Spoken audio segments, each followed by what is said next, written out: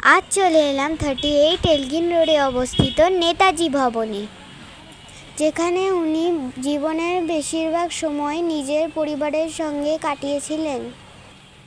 এটি বর্তমানে নেতাজি গবেষণা ব্যুরোর সদর দপ্তর।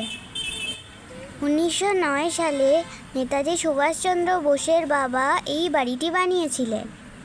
কলকাতায় নেতাজি ভবনের মাধ্যমে শহরটি নেতাজিকে স্মরণ করে এবং শ্রদ্ধা জানায়, যা তার নামে নিবেদিত একটি জাদুঘর।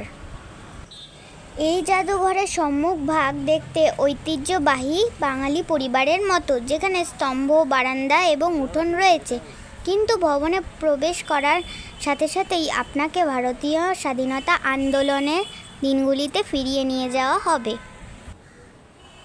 নেতাজি গৃহবন্দী থাকাকালীন বার্লিন পালাতে যে সিঁড়ি এবং গাড়িটি ব্যবহার করেছিলেন, তাও আগের অবস্থায় রয়েছে।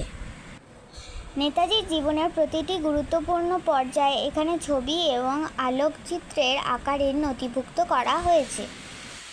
এই জাদুঘরের কিছু অনন্য জিনিসপত্রের মধ্যে রয়েছে ডাকটিকিট, হিন্দিতে জার্মান সামরিক নথি এবং আজাদ হিন্দ জার্নাল। এইসব দেখলে ভারতীয় স্বাধীনতা আন্দোলনে নেতাজির অবদানের প্রতি গর্ব এবং শ্রদ্ধার অনুভূতি জাগে।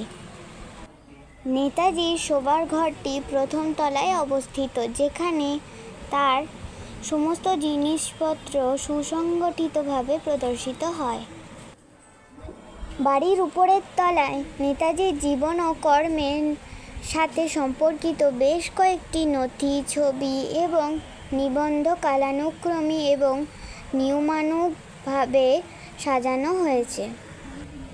ভারতের স্বাধীনতা আন্দোলনে তার অসামান্য অবদানের জন্য নেতাজি সর্বদাই মানুষের কাছে অত্যন্ত শ্রদ্ধার পাত্র। তাছাড়া তার রহস্যময় অন্তর্ধানের সাধারণ মানুষের মধ্যে তার সম্পর্কে আরও কৌতূহল জাগিয়ে তোলে। ভারত ছাড়ার আগে উনি যে পোশাক ব্যবহার করেছিলেন তা এই জাদুঘরে সংরক্ষিত করা আছে। নেতাজি নিজের মেয়ের বিষয়ে যে চিঠি লিখে বাড়িতে জানিয়েছিলেন, সেই চিঠি এই জাদুঘরে সংরক্ষিত আছে।